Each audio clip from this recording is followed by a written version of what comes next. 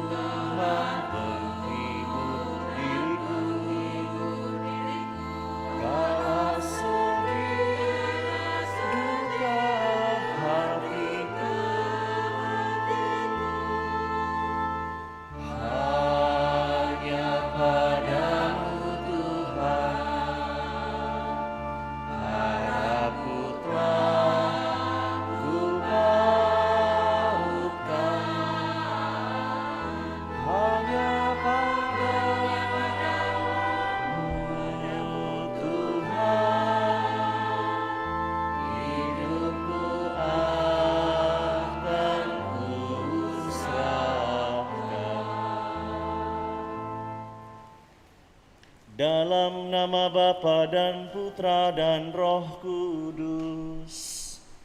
Amin.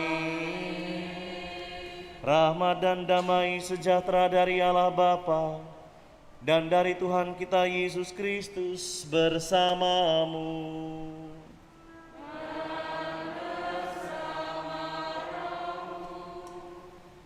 Saudari-saudara umat Allah yang terkasih, kita sudah memasuki masa Advent pekan yang kedua dengan ditandainya lilin yang kedua ini. Dan setiap kali kita memasuki pekan Advent yang kedua, kita akan selalu diajak untuk melihat sosok Yohanes Pembaptis. Dia yang disebut dalam nubuat sebagai suara yang berseru-seru di padang gurun. Kita akan melihat bagaimana dia yang juga menjadi hamba Allah, menjalankan tugasnya di tengah-tengah situasi yang tidak baik, di tengah situasi pemerintahan yang jahat. Karena itu, di awal perayaan ini kita juga menyadari bahwa kita seringkali juga dilingkungi atau dikuasai atau bahkan dipengaruhi oleh situasi-situasi yang terkadang mengganggu kehidupan iman kita masing-masing. Karena itu mari dengan rendah hati di hadapan Allah kita mohon ampun agar kita yang berdosa ini dilayakkan merayakan misteri penyelamatan hari ini.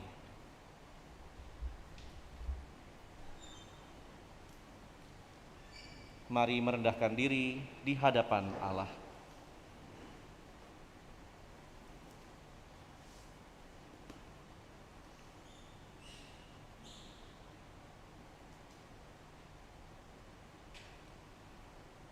Dan dengan seluruh kesadaran mari kita mengakui dan menyesali dosa-dosa kita di hadapannya.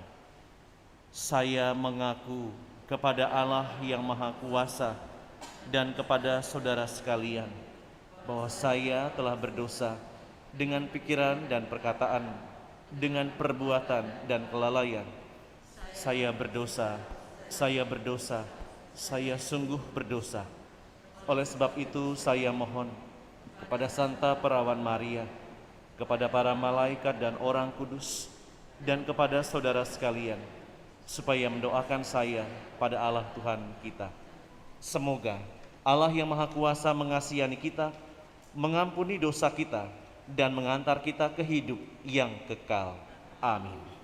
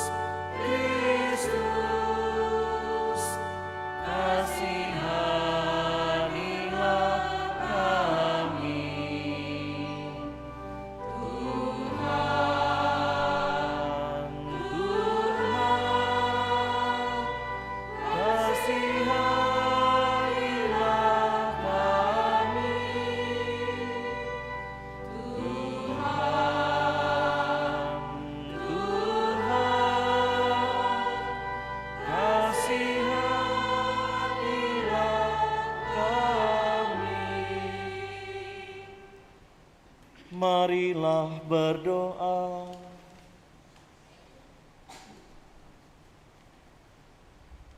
Intensi misa pagi ini, yang pertama dimohon keluarga Bapak Andreas Yani Heri Japri yang mengucap syukur atas terkabulnya doa sehingga penyakit kanker telah sembuh tanpa operasi.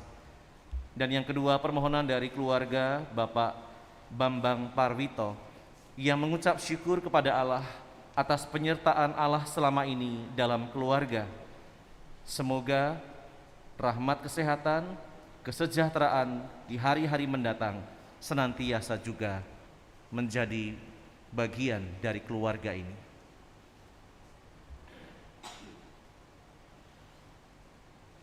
Allah Bapa yang penuh kasih, Engkau menyediakan sukacita yang sejati bagi dunia dan menghendaki agar kami hidup dalam damai dan cinta kasih. Kami mohon nyatakanlah cinta kasih-Mu kepada kami dan teguhkanlah kami dalam menyongsong kehadiran duta kasih setia-Mu, yaitu Yesus Kristus, Sang Immanuel, Putra-Mu, yang bersama Engkau dalam persekutuan Roh Kudus, hidup dan berkuasa sepanjang segala masa. Amin.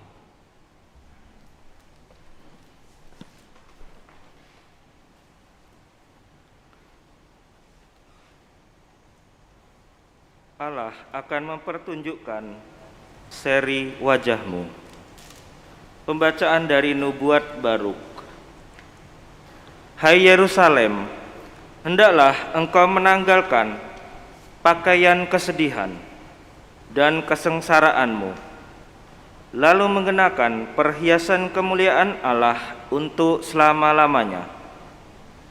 Hendaklah engkau berselubungkan kampuh kebenaran Allah dan memasang di atas kepalamu tajuk kemuliaan dari yang kekal.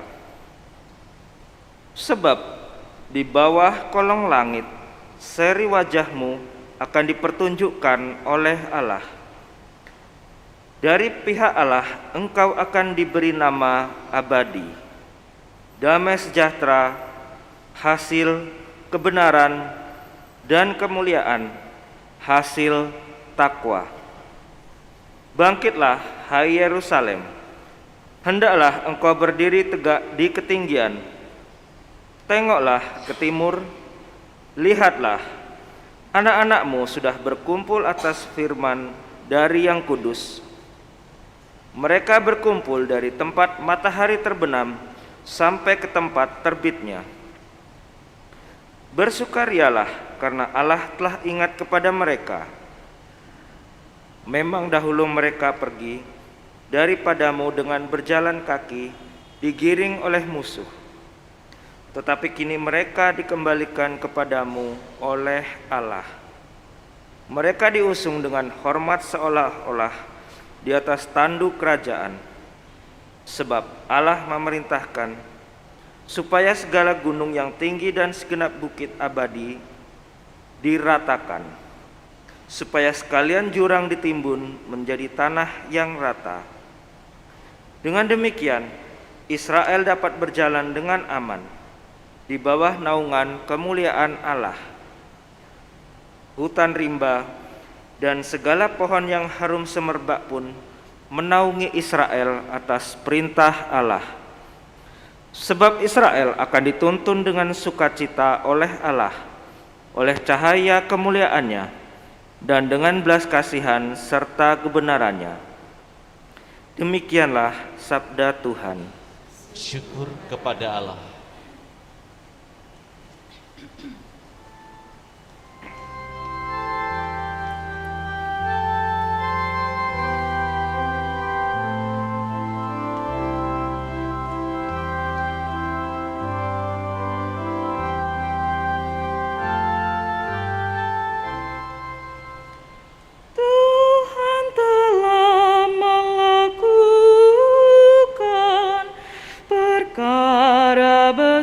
kepada kita, maka kita bersukacita.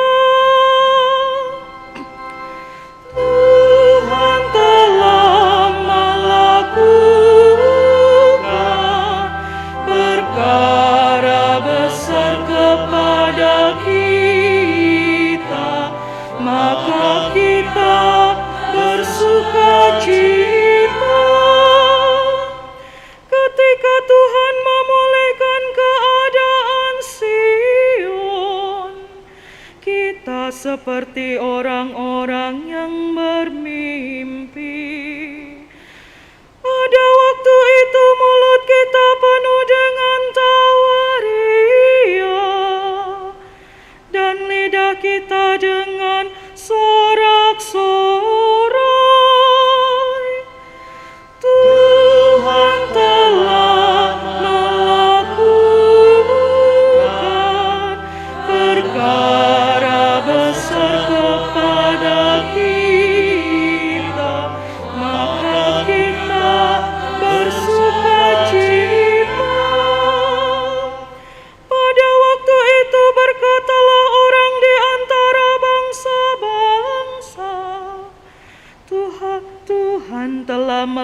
melakukan perkara besar kepada orang-orang ini. Tuhan telah melakukan perkara besar kepada kita, maka kita bersuka cita. Tuhan telah melakukan perkara besar kepada kita, maka kita bersuka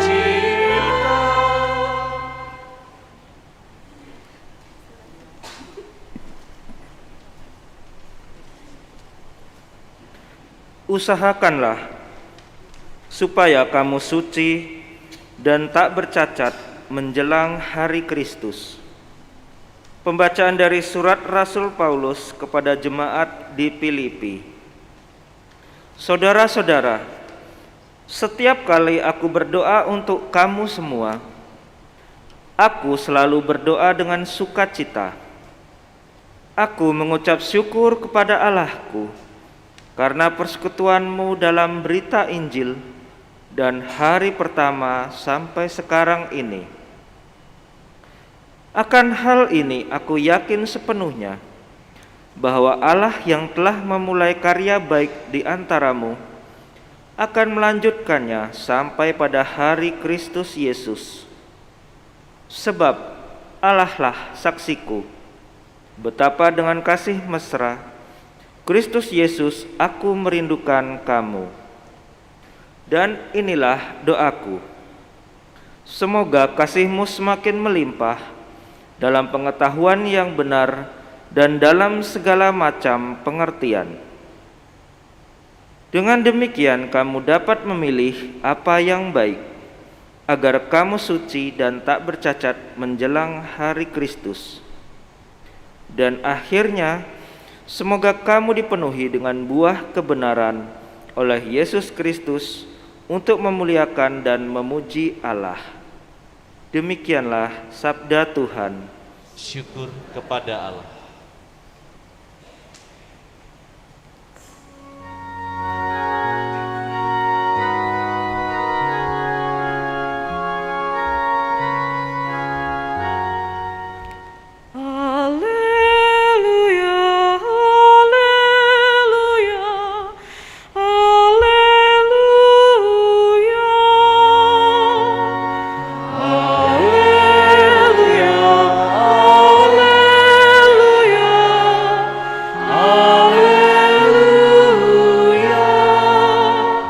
Siapkanlah jalan bagi Tuhan, luruskanlah jalan baginya, dan semua orang akan melihat kebenaran yang dari Tuhan.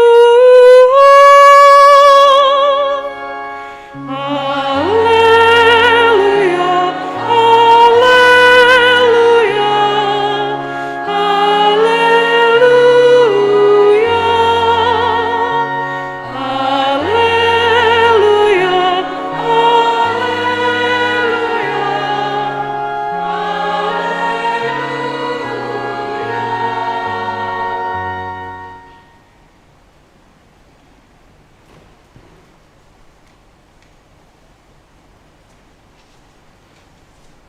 Tuhan sertamu.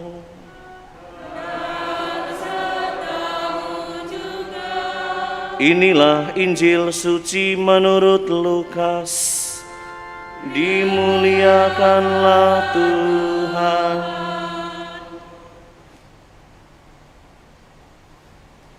Dalam tahun ke-15 pemerintahan Kaisar Tiberius, ketika Pontius Pilatus menjadi gubernur Yudea dan Herodes raja wilayah Galilea, Filipus saudaranya raja wilayah Iturea dan Trakonitis, dan Lisanias raja wilayah Abilene, pada waktu Hanas dan Kayafas menjadi imam besar, datanglah firman Allah kepada Yohanes anak Zakaria di padang gurun.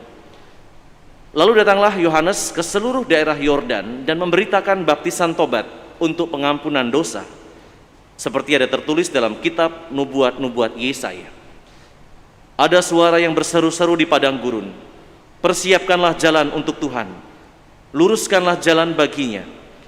Setiap lembah akan ditimbun, setiap gunung dan bukit akan menjadi rata. Yang berliku-liku akan diluruskan, yang berlekuk-lekuk akan diratakan, dan semua orang akan melihat keselamatan yang dari Tuhan. Demikianlah sabda Tuhan.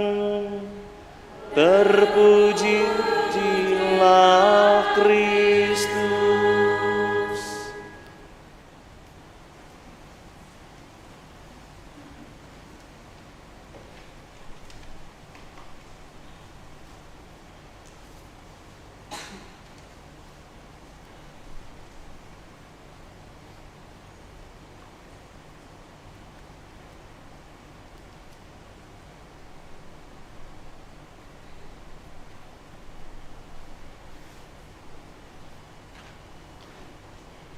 Saudari-saudara, Bapak dan Ibu, serta anak-anak yang terkasih, lilin sudah bernyala 2.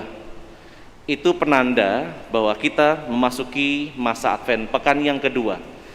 Dan tidak hanya itu, masa Advent pekan yang kedua, yang tadi saya katakan, selalu ditandai dengan mengenangkan bacaan yang selalu berkisah tentang suara yang berteriak atau berseru di padang gurun. Sosok Yohanes Pembaptis inilah yang ditampilkan oleh gereja untuk mengajak kita selalu ingat bahwa Yohanes Pembaptis selalu mempunyai peran besar dalam hadirnya Sang Immanuel, mempersiapkan jalan bagi dia. Siapakah Yohanes Pembaptis itu? Sedikit mengulang. Dia adalah putra dari Zakaria dan Elisabet yang didapat pada masa tua mereka. Sebuah peristiwa yang sangat langka pada zaman itu. Dulu pernah Bapak Abraham, dulu pernah Manoah, ayah dari Simpson atau Samson dalam kitab Hakim-Hakim. Dan yang kemudian peristiwa yang muncul di Perjanjian Baru adalah kisah Zakaria dan Elisabet. Mereka adalah orang-orang yang sudah lanjut umurnya, yang secara manusiawi, secara ilmu kedokteran dan tabib, rasanya tidak mungkin untuk mempunyai anak lagi. Tetapi Allah berkarya dengan cara yang istimewa untuk menghadirkan seorang anak laki-laki lagi, ya, laki-laki lagi, untuk melanjutkan keturunan dari Zakaria. Harusnya Yohanes ini profesinya adalah imam, sama seperti ayahnya. Karena dalam tradisi Yahudi, biasanya apa yang dibuat oleh orang tua akan dilanjutkan oleh putranya. Contoh anak-anak Harun. Harun adalah saudara Musa yang menjadi imam. Kemudian anaknya melanjutkan karena mereka dari kelompok Leviatan atau Levi. Kemudian contoh sederhana yang lain adalah Yunus bukan nabi ya. Yunus yang adalah ayah dari Andreas dan Petrus. Dia adalah seorang nelayan dan usaha pekerjaannya dilanjutkan juga oleh anaknya Andreas dan Petrus. Juga Zebedeus seorang nelayan yang usahanya juga dilanjutkan oleh Yohanes dan Yakobus saudaranya. Artinya umumnya pekerjaan yang dibuat oleh orang tua dilanjutkan oleh anak, termasuk yang kita ketahui dengan Tuhan Yesus. Bapaknya seorang tukang kayu, anaknya melanjutkan usaha ayahnya. Kalau zaman sekarang sudah emansipasi anak ya. Bapaknya pengusaha, anaknya pengen jadi pengamen di ibu kota, jadi panggung-panggung bisa juga. Bapaknya seorang guru, anaknya jadi dokter. Emansipasi zaman sekarang. Kita bisa melihat yang berikutnya. Yohanes Pembaptis ini aneh. Tidak seperti anak-anak pada umumnya. Karena dia didapat oleh orang tuanya pada masa tua, dan anak ini sudah dikatakan akan menjadi nazir Allah atau hamba Allah yang dikhususkan, maka orang tuanya tidak berani menyentuh anak ini dalam konteks yang umum. Misalnya kalau anak itu rambutnya sudah mulai gondrong, dipotong, tidak boleh. Maka Yohanes itu digambarkan sebagai sosok yang seperti Simpson, rambutnya tidak pernah dipotong. Kemudian kita tahu orang-orang Yahudi umumnya memakai pakaian yang tradisional, sedangkan Yohanes memakai pakaian jubah bulu onta. Kita bisa melihat gambaran-gambaran yang pokoknya berbulu-bulu gitu ya.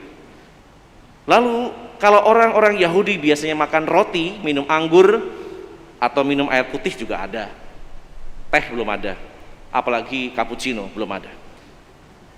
Minumannya adalah anggur, itu biasa. Apa yang dibuat oleh Yohanes? Dia tidak makan roti, dia tidak minum anggur. Karena sebagai nazir Allah, dia tidak boleh menyentuh minuman beralkohol. Dan itu dia buat. Maka makanannya juga sangat ekstrim. Belalang dan minumannya madu hutan. Saya tidak tahu apakah Yohanes Pembaptis itu kolesterol karena minum manis terus ya, tidak tahu. Tetapi yang jelas itulah yang dikonsumsi oleh Yohanes Pembaptis. Dan tidak seperti anak-anak yang lain yang tinggal bersama orang tuanya, Yohanes itu pergi mengelana atau mengembara. Sekali lagi ayahnya tidak bisa melarang karena anak itu didapat karena kita tahu juga ya, ketika sang ayah berdoa di bait Allah dalam undian, kemudian dia mendapat penampakan malaikat Gabriel, dan di sana dikatakan bahwa kamu akan mempunyai seorang anak laki-laki dan kamu harus memberinya nama Yohanes. Ketika Zakaria menolak atau tidak percaya dengan itu, malaikat Gabriel agak sedikit emosi. Keluar dari sini, kamu tidak akan bisa bicara. Dan itu terjadi, kita tahu. Sampai kurang lebih 9 bulan. Karena proses kelahiran kan 9 bulan ya, kurang lebih. Nah, ketika akan diberikan nama, sang keluarga besar bertanya kepada sang ibu, karena bapaknya nggak bisa ngomong ya. Anak ini mau diberi nama siapa? Gitu. Sang ibu mengatakan, namanya Yohanes. Terus semua keluarga kaget. Tidak ada keluarga kita itu yang pakai nama Yohanes. Kamu ini aneh, ngaco. Lalu karena tidak percaya dengan itu, agak aneh, maka ditanyalah kepada Zakaria yang sedang bisu itu. Dan kita tahu Zakaria menuliskan nama Yohanes. Dan ketika kalimat itu selesai ditulis, Zakaria bisa berbicara dan kemudian memuji keagungan Allah. Orang-orang di zaman itu melihat siapa Yohanes yang lahir dengan peristiwa yang dahsyat, yang tidak mungkin dialami oleh banyak orang, dan akhirnya orang tahu bahwa anak ini menjadi anak pilihan Allah. Maka sang ayah, ibu juga tidak bisa melarang. Seperti Samuel yang diserahkan oleh sang ibu Hana kepada Samuel yang lain ya, yang lebih tua, untuk kemudian dididik di bait Allah sebagai penerusnya, imam nanti. Banyak situasi di mana akhirnya orang tua harus menyerahkan anak karena sudah bernazar. Saudara-saudara yang terkasih, Yohanes juga digambarkan sebagai orang yang tinggalnya di luar rumah, tinggalnya di hutan dan bahkan di padang gurun. Sekarang mari kita lihat bagaimana kita merefleksikan situasi Yohanes Pembaptis pada zaman itu, yang mungkin juga menjadi gambaran sejarah sejarah dunia. Dalam bacaan Injil tadi, mungkin kita tidak terlalu memperhatikan bahwa ada nama-nama yang dimunculkan oleh Lukas. Nama-nama itu nanti saya berikan penjelasan sedikit supaya kita tahu bahwa Yesus yang hadir pada zaman itu didahului oleh Yohanes, saudaranya, hidup betul-betul pada zaman jahat.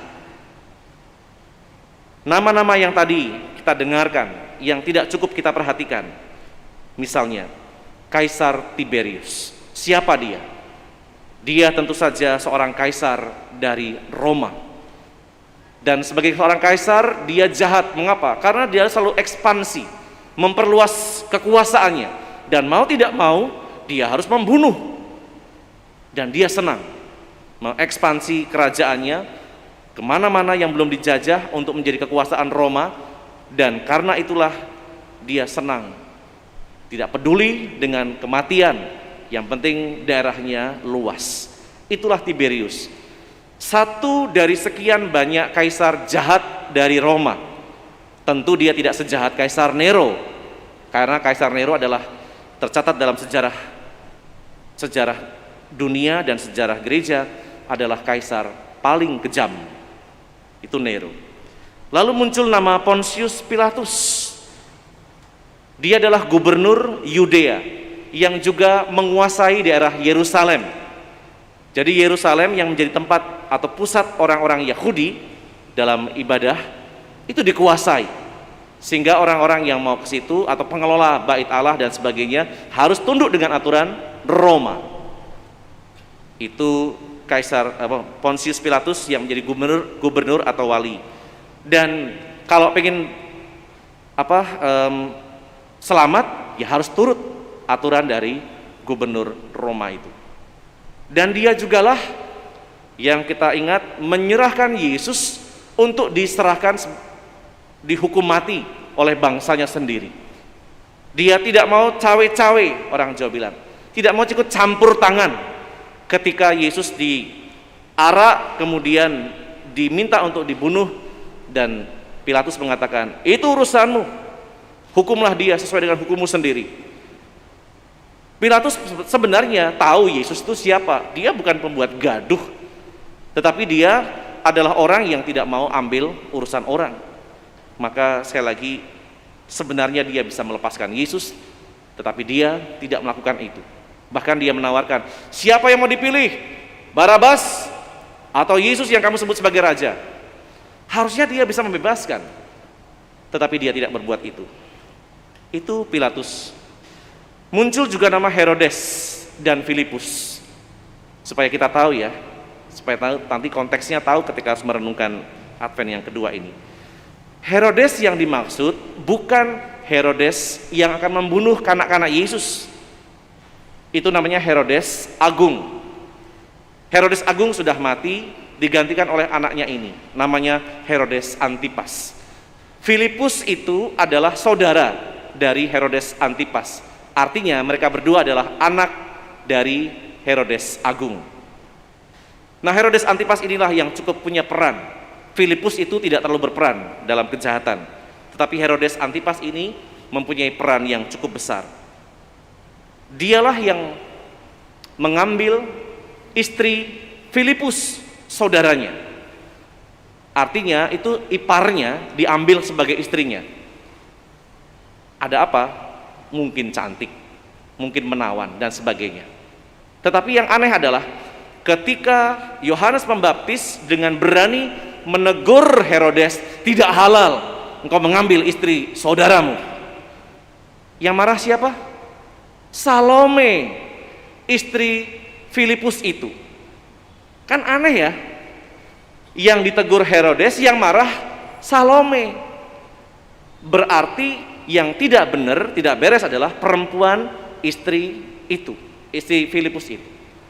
Mengapa kok dia ngebet dengan Herodes Antipas, bukan dengan suaminya yang bernama Filipus? Dan karena itulah akhirnya Yohanes dipenjarakan, tetapi tidak dibunuh oleh Herodes.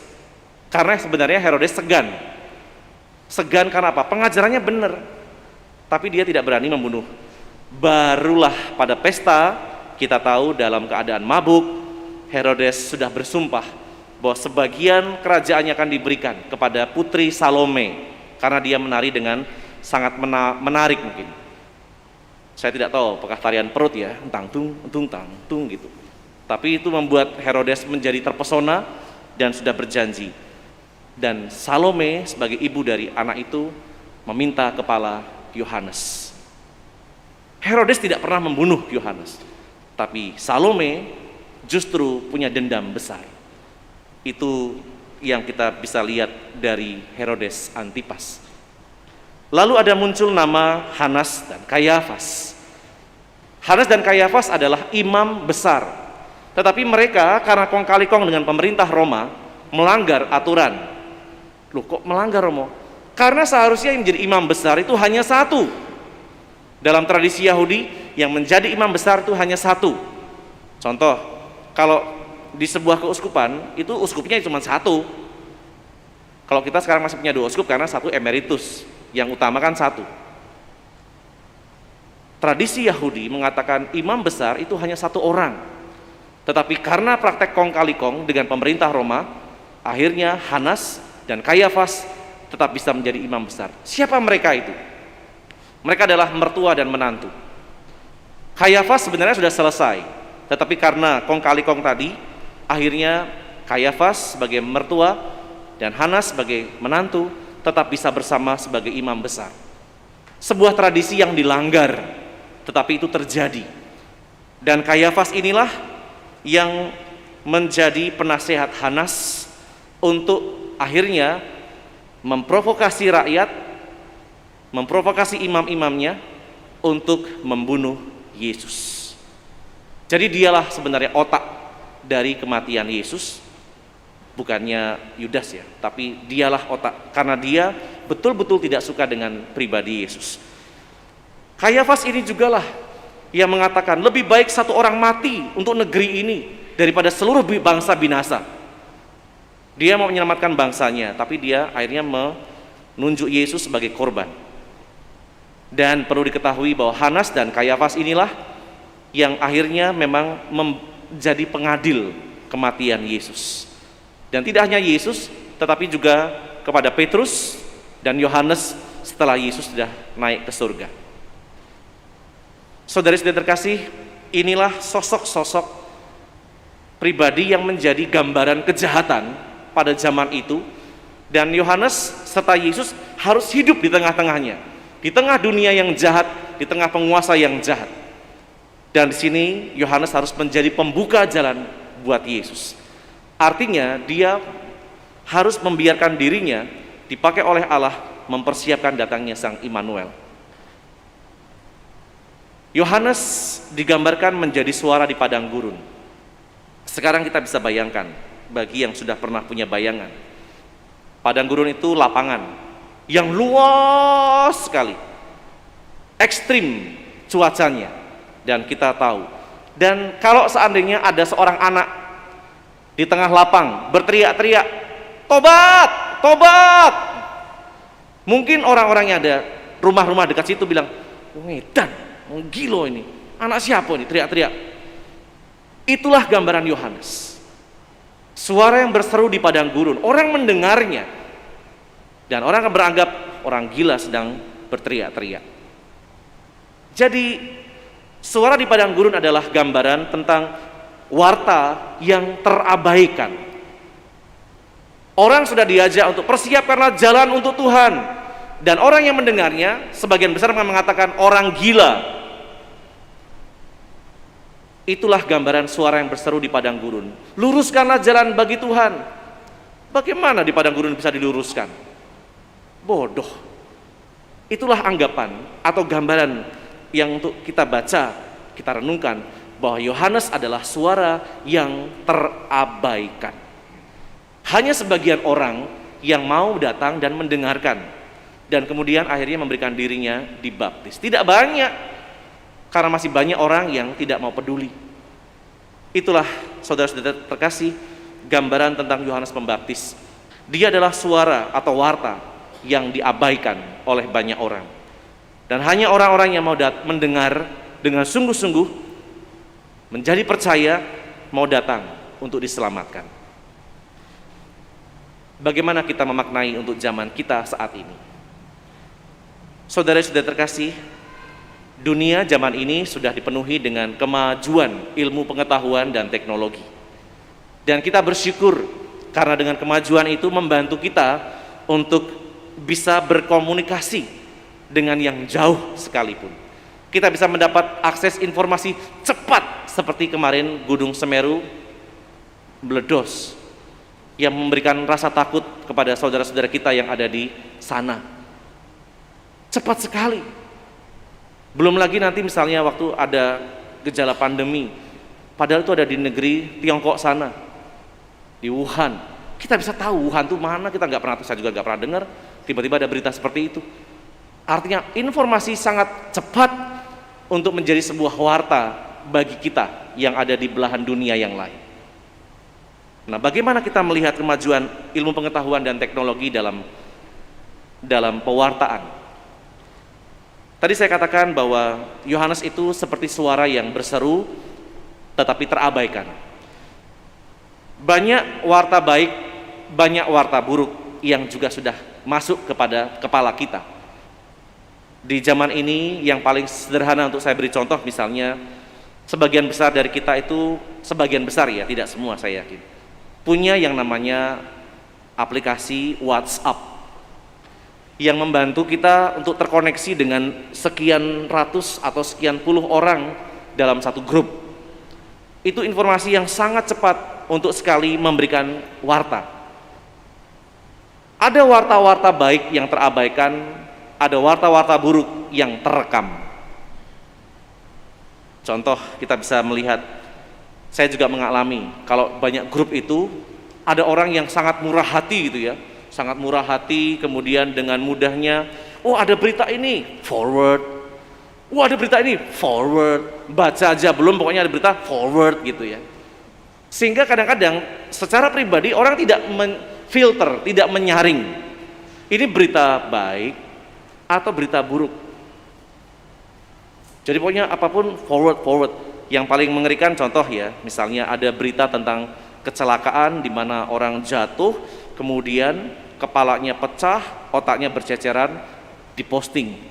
Tidak semua orang bisa melihat situasi seperti itu. Atau misalnya pembunuhan, di forward gitu. Maksudnya untuk informasi, tetapi orang tidak menyaring lebih dahulu. Gampang sekali dan itu terjadi. Dan inilah bagian dari kehidupan kita di zaman ini. Kita hidup di tengah dunia yang jahat. Tidak hanya mungkin penguasa, tapi juga banyak orang-orang yang bukan penguasa yang menjadi jahat kepada sesamanya. Tidak peduli bahwa itu adalah berita yang mengerikan. Terus disampaikan dengan hoax dan memang ada fakta, tapi fakta-fakta yang kejam.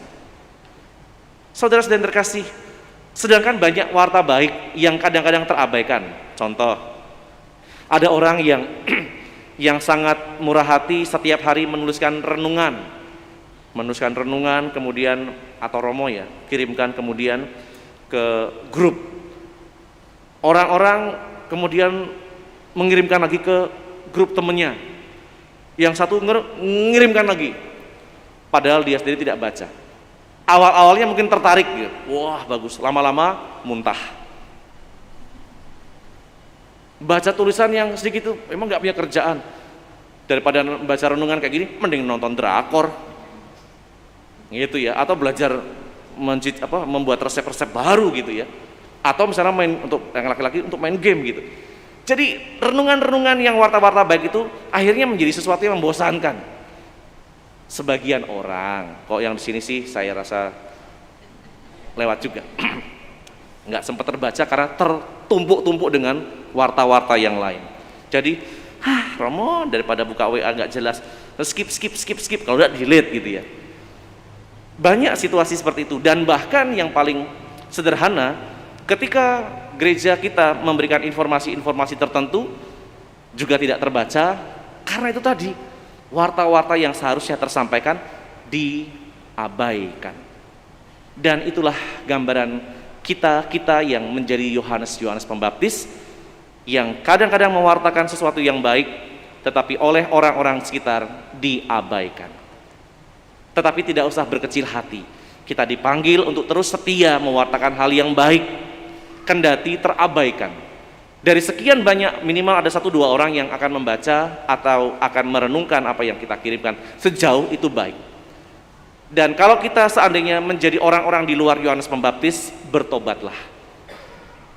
Pewartaan-pewartaan di gereja, pewartaan-pewartaan di lingkungan, pewartaan-pewartaan melalui mimbar-mimbar yang lain, itu juga kadang-kadang, kalau kemarin saya melihat di foto-foto itu kan ada beberapa lingkungan yang sudah mengadakan pertemuan-pertemuan, baik offline maupun secara daring, Zoom atau Google Meet dan sebagainya.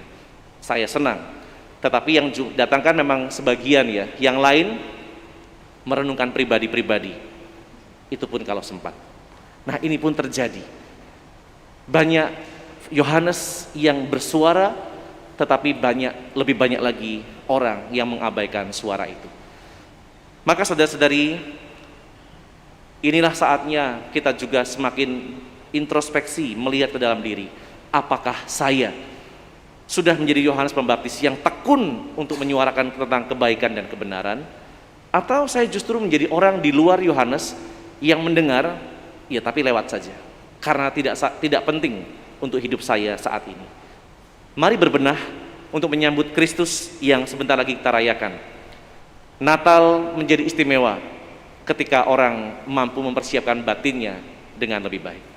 Tuhan memberkati.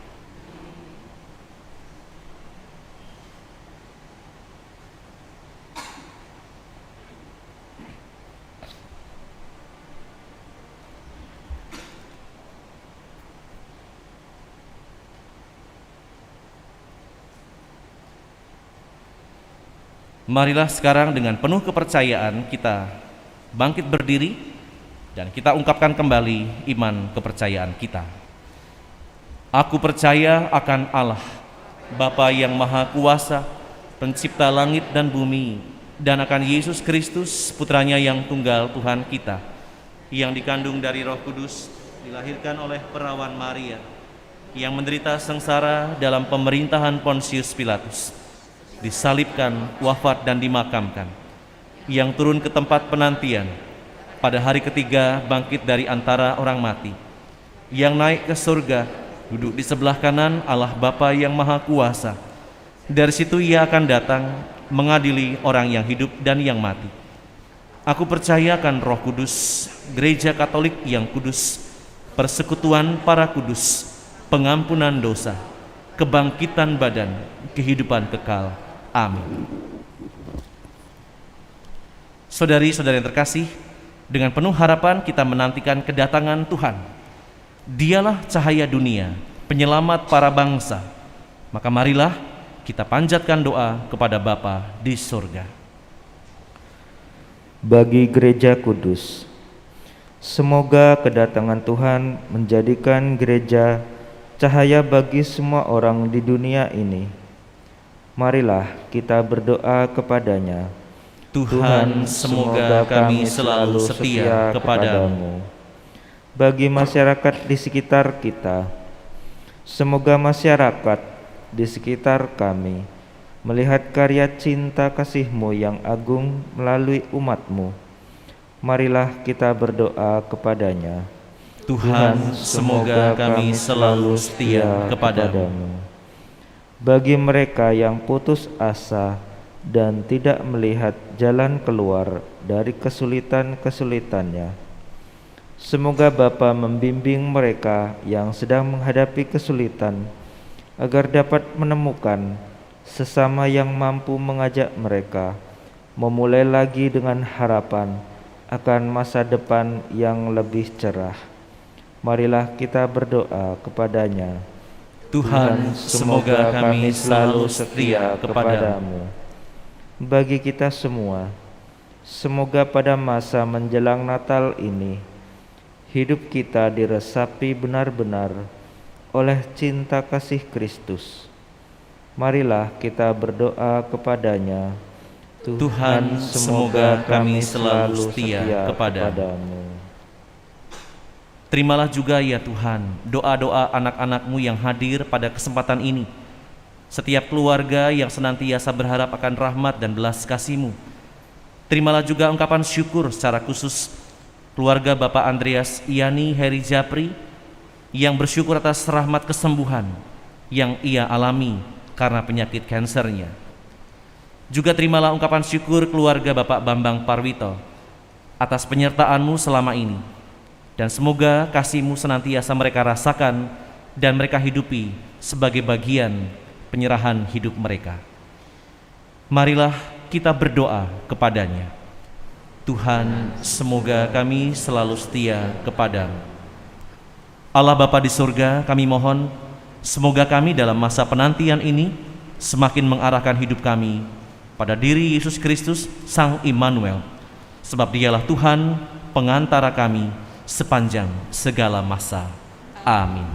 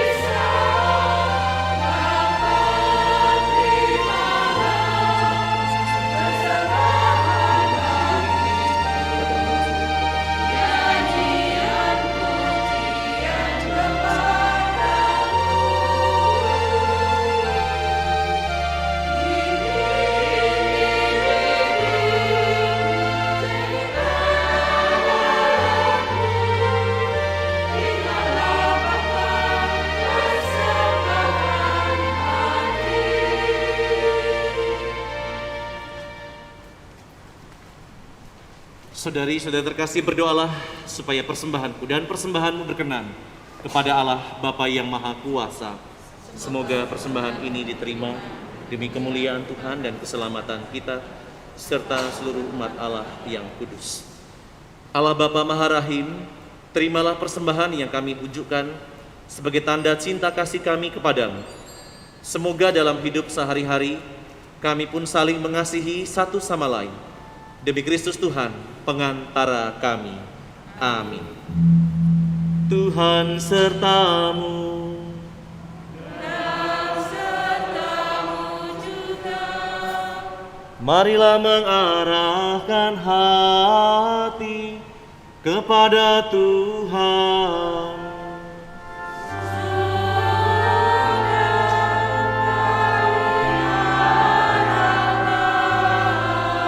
Marilah bersyukur kepada Tuhan Allah kita.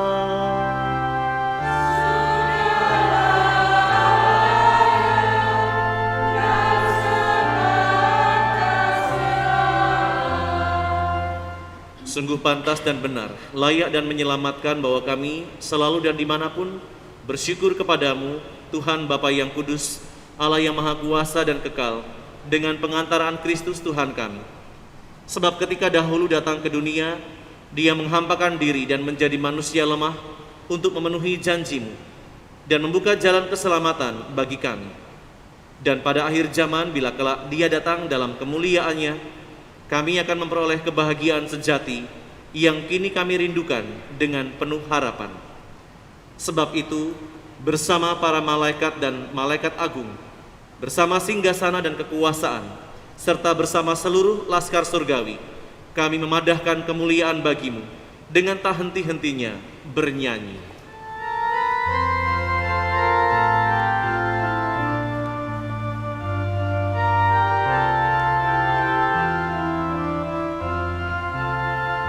Kudus, kudus, kuduslah Tuhan, Allah segala kuasa. Surga dan bumi penuh kemuliaan-Mu. Terpujilah Engkau di surga, terpujilah Engkau di surga.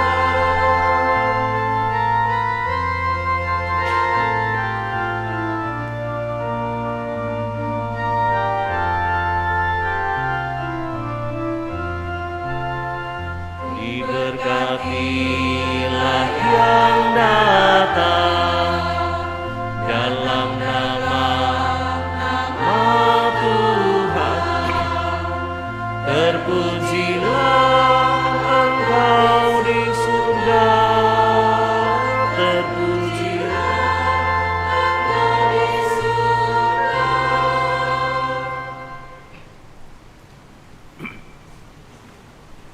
Sungguh kuduslah Engkau Tuhan, sumber segala kekudusan. Maka kami mohon, kuduskanlah persembahan ini dengan pencurahan Roh-Mu, agar bagi kami menjadi tubuh dan darah Tuhan kami, Yesus Kristus. Ketika Dia diserahkan untuk menanggung sengsara dengan rela, Dia mengambil roti, dan sambil mengucap syukur, Dia memecah-mecahkan, lalu memberikannya kepada murid-muridnya seraya berkata, "Terimalah dan makanlah kamu semua. Inilah tubuhku yang diserahkan bagimu."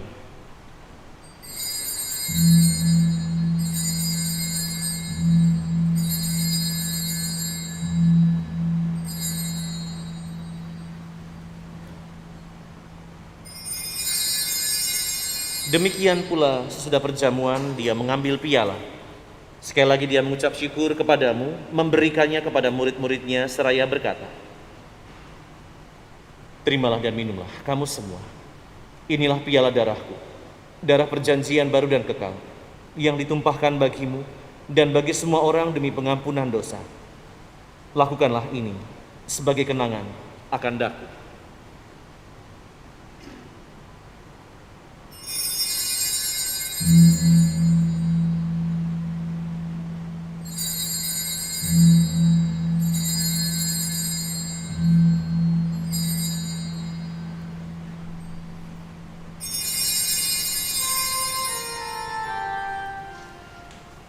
Agunglah misteri iman kita,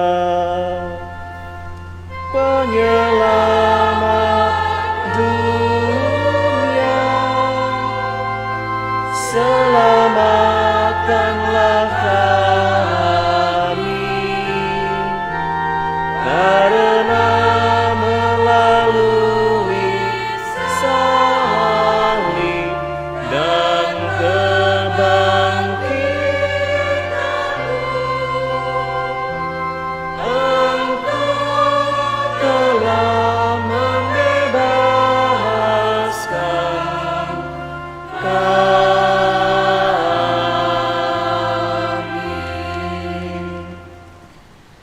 Sambil mengenangkan wafat dan kebangkitan Kristus, kami persembahkan kepadamu Bapa, roti kehidupan dan piala keselamatan. Kami bersyukur sebab kami Engkau anggap layak menghadap Engkau dan berbakti kepadamu. Dan kami mohon semoga kami yang menerima tubuh dan darah Kristus dihimpun menjadi satu umat oleh Roh Kudus. Ingatlah Tuhan akan gerejamu yang tersebar di seluruh bumi, agar Engkau menyempurnakannya dalam cinta kasih, dalam persatuan dengan Paus kami Fransiskus, Uskup Agung kami Yohanes, Uskup Emeritus Aloysius, serta semua rohaniwan.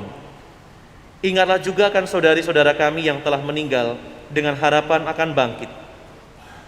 Orang tua yang kami cintai, sanak saudara dan kerabat, dan orang-orang yang pernah menjadi bagian dalam hidup kami. Dan akan semua orang yang juga telah berpulang dalam kerahiman-Mu. Terimalah mereka dalam cahaya wajah-Mu. Kami mohon kasihanilah kami semua, agar kami Engkau terima dalam kebahagiaan abadi, bersama Santa Perawan Maria, Bunda Allah, Santo Yosef mempelainya, para rasul, dan semua orang kudus sepanjang masa yang hidupnya berkenan padamu.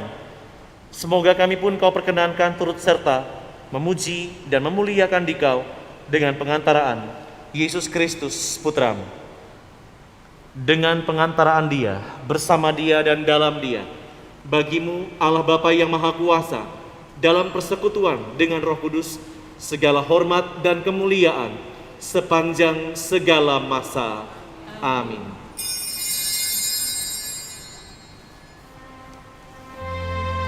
Atas petunjuk penyelamat kita dan menurut ajaran ilahi, maka beranilah kita berdoa bersama. Bapa kami yang ada di surga,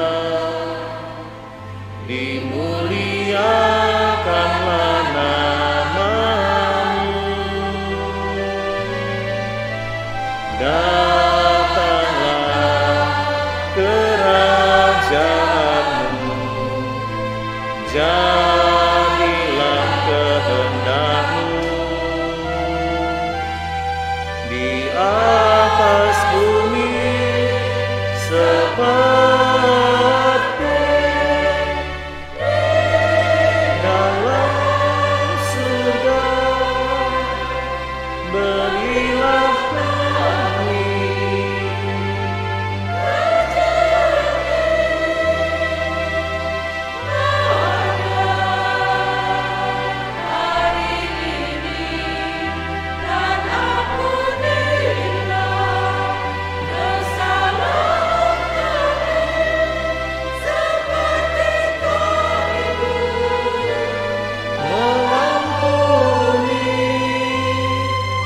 yang bersalah kepada Dan janganlah masukkan kami ke dalam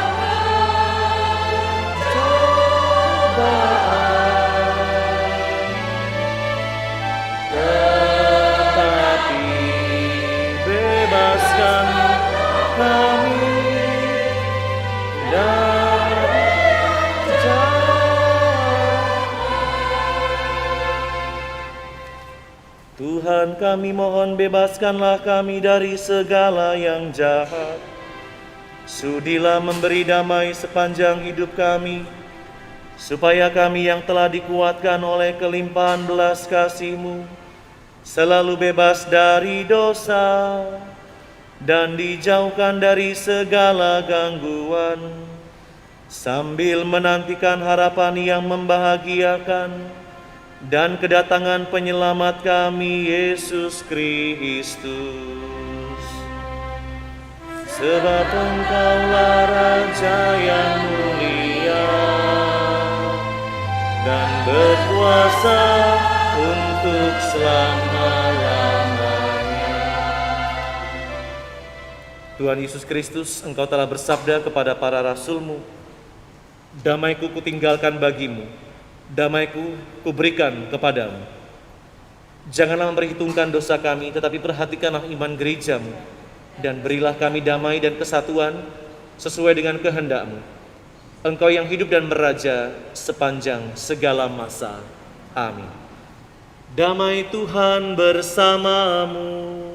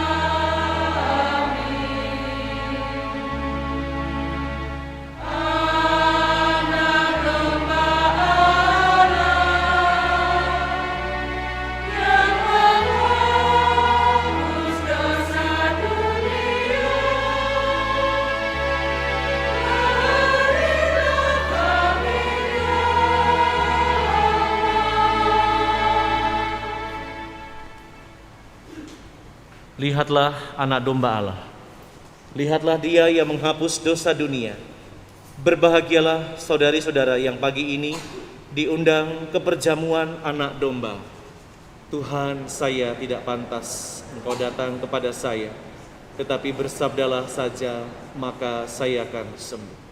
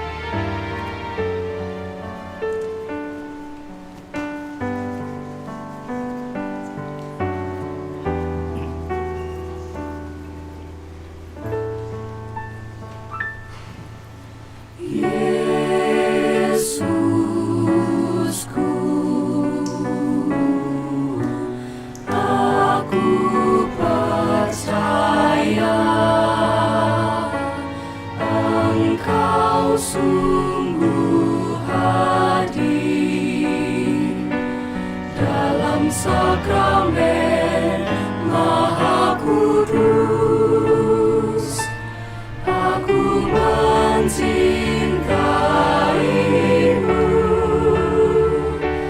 lebih dari segalanya, dan aku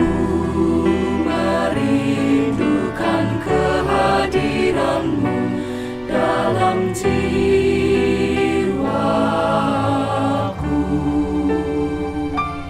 karena sekarang aku tak dapat menyambutmu dalam sakramen Ekaristi.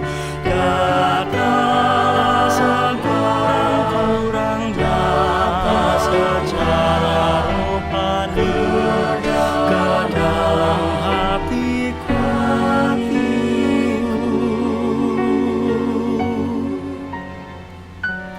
Karena Engkau di sini, aku memeluk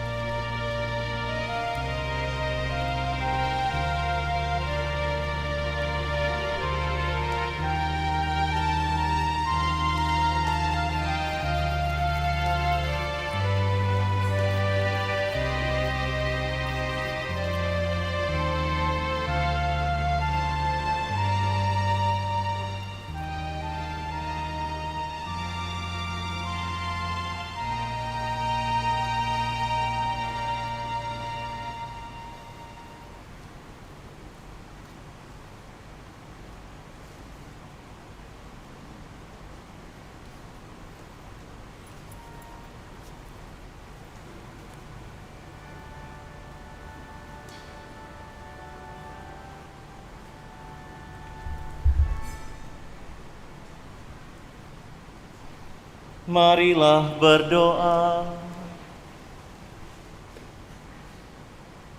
Allah Bapa Maha Kuasa, semoga rezeki surgawi yang telah kami terima senantiasa meneguhkan kami untuk mengusahakan cinta kasih, keadilan, kedamaian, dan kesejahteraan di muka bumi ini, sambil terus mengharapkan kepenuhannya dalam kerajaan-Mu yang abadi di surga.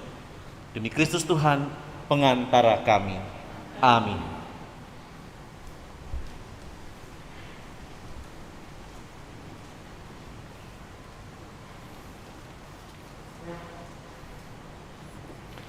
Mohon perhatiannya untuk beberapa pengumuman. Pengumuman pertama, Misa Hari Raya Santa Perawan Maria di Kandung Tanpa Noda, tanggal 8 Desember pukul 6 sore. Lektor Florence Wiko, pemazmur Ignacia Julianti, petugas tata laksana dan kor lingkungan Antonius, Maria Goretti dan Petrus I, organis Coki. 2. Jadwal misa dan petugas liturgi Minggu Advent ketiga. Misa hari Sabtu tanggal 11 Desember pukul 6 sore. Lektor Dr. Swani, pemazmur Angelina Firlin, petugas tata laksana lingkungan Petrus II, kor Kerahiman Ilahi San Frades, organis Marisa. Misa hari Minggu tanggal 12 Desember pukul 7 pagi. Lektor Alek Koharman, pemazmur Putri Melda Samosir, petugas tata laksana lingkungan Yohanes Pemandi, kor Priskat dan Waberkat San Frades, organis Sari. Pengumuman ketiga, berita perkawinan. Akan saling menerimakan sakramen perkawinan pasangan Paskalis Edwin Salim, putra dari Zakaria Salim dan Erniwati Burnawan dari Paroki Katedral Santo Yosep Pangkal Pinang, Komunitas Basis Gerejani Santo Thomas I, Wilayah 3, dengan Gabriela Indri Natalia, putri dari Effendi Zainal Arifin dan Mimi Chandra, warga lingkungan Santo Paulus.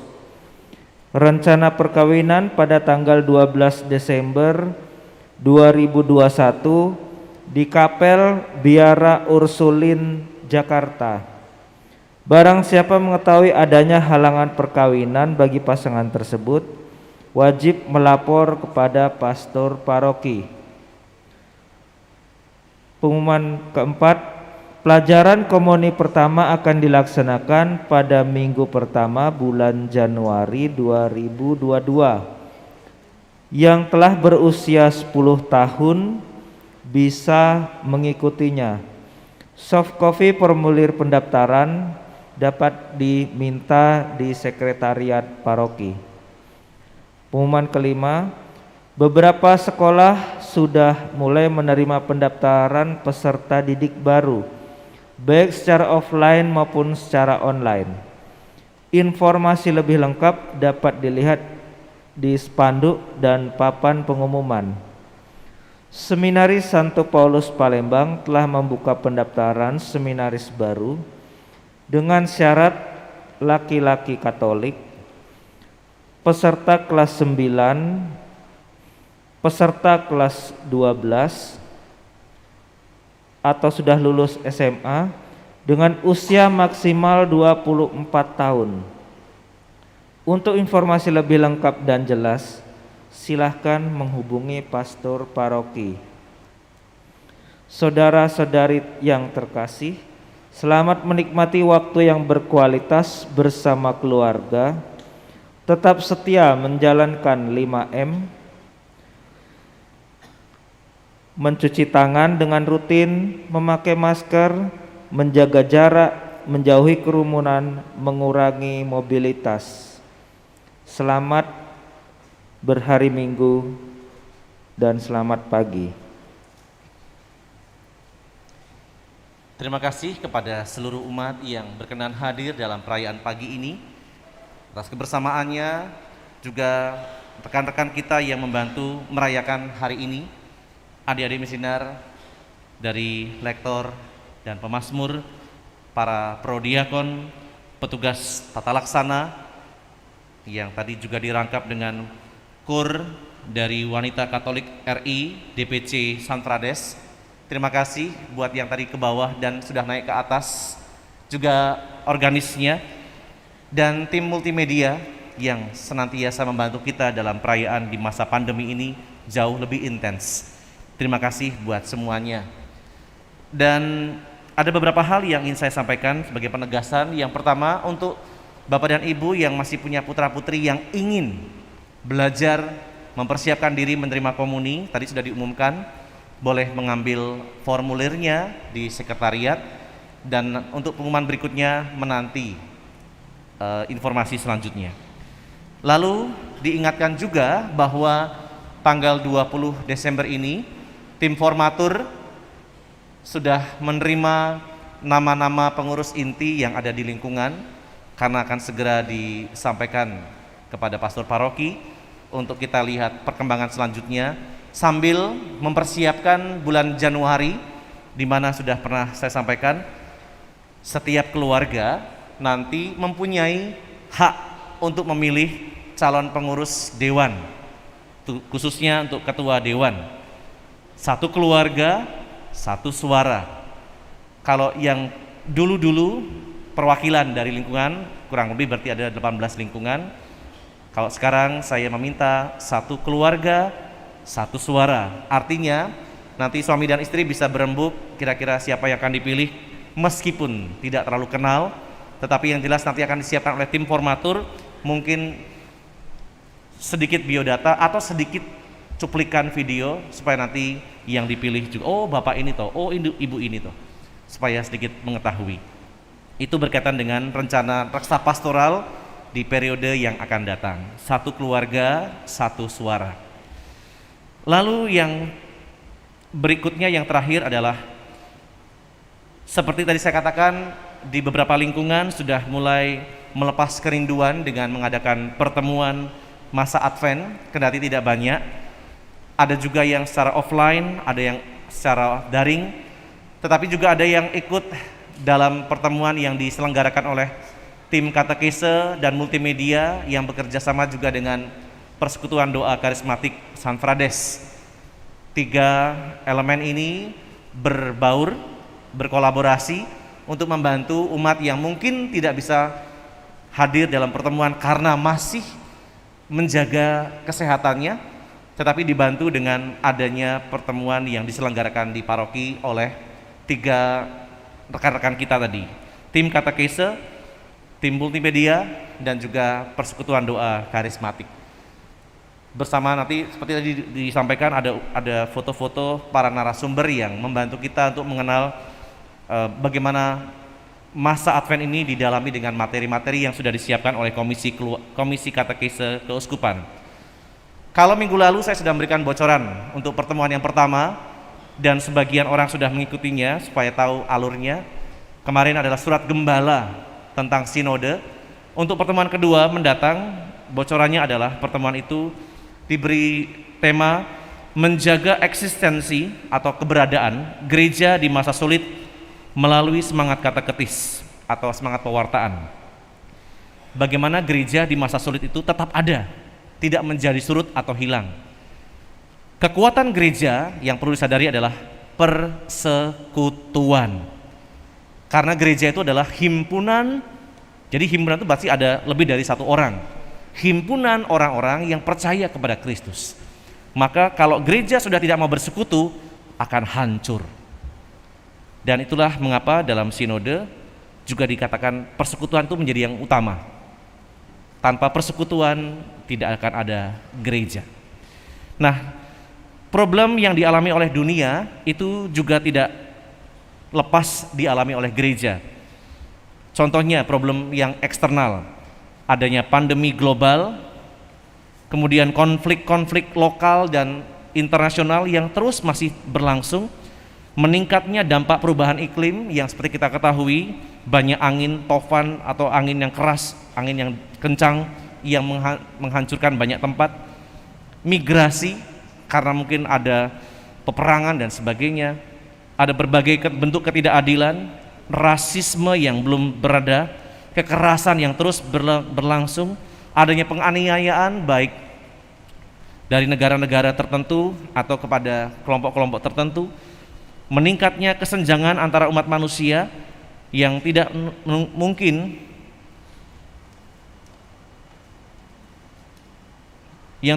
menimbulkan krisis yang luar biasa besar, atau kesenjangan itu tidak akan mungkin tidak menimbulkan krisis. Itu yang eksternal. Yang internal sendiri misalnya, penderitaan yang dialami anak-anak di bawah umur dan orang-orang dewasa rentan karena pelecehan seksual, penyalahgunaan kekuasaan, dan penyalahgunaan suara hati yang dilakukan oleh sejumlah besar klerikus dan orang-orang dalam lembaga hidup bakti, juga mereka-mereka sebagai umat yang mungkin kurang terlibat dalam kehidupan menggereja, itu internal, juga nanti bisa di-sharingkan. Tetapi yang pantas juga disyukuri adalah bahwa Roh Kudus senantiasa menghibur dan membimbing gereja di tengah masa-masa sulit ini, supaya gereja tetap ada, supaya gereja tetap bersekutu, kendati masih sebagian besar mungkin mengalami situasi tertentu ketakutan. Dan krisis multidimensional itu terjadi dan dilihat oleh Bapak Suci sebagai kesempatan terbaik untuk menawarkan adanya pembaharuan gereja. Nah, ini kurang lebih kisi-kisi yang mungkin nanti bisa diangkat dalam pertemuan, bahwa gereja juga menghadapi masalah yang berat sama, baik eksternal maupun internal gereja. Tetapi Bapak Suci melihat situasi ini menjadi kesempatan baik bagi gereja untuk terus berubah. Dalam bahasa gereja, Ecclesia semper reformanda. Gereja akan selalu berubah. Karena apa? Karena bantuan Roh Kudus untuk memaknai zaman. Bukan gerejanya yang berubah, tetapi zaman yang membantu kita untuk makin dewasa dalam perjalanan. Itu saja bocoran untuk pertemuan yang kedua, supaya nanti dalam sharing, dalam kebersamaan, kita juga semakin dikuatkan bahwa kita mengalami hal-hal yang sama. Mari bangkit berdiri dan kita mohonkan berkat Tuhan untuk perjalanan hidup kita hari ini. Satu lagi tambahan saya lupa, bagi yang nanti akan ikut donor darah, sepertinya sudah disiapkan di bawah, bagi yang ingin ikut donor darah. Tuhan sertamu,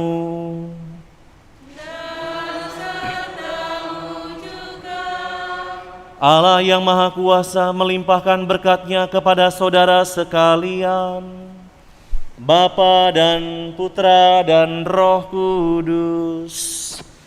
Amin. Pergilah, misa sudah selesai. Syukur kepada Allah.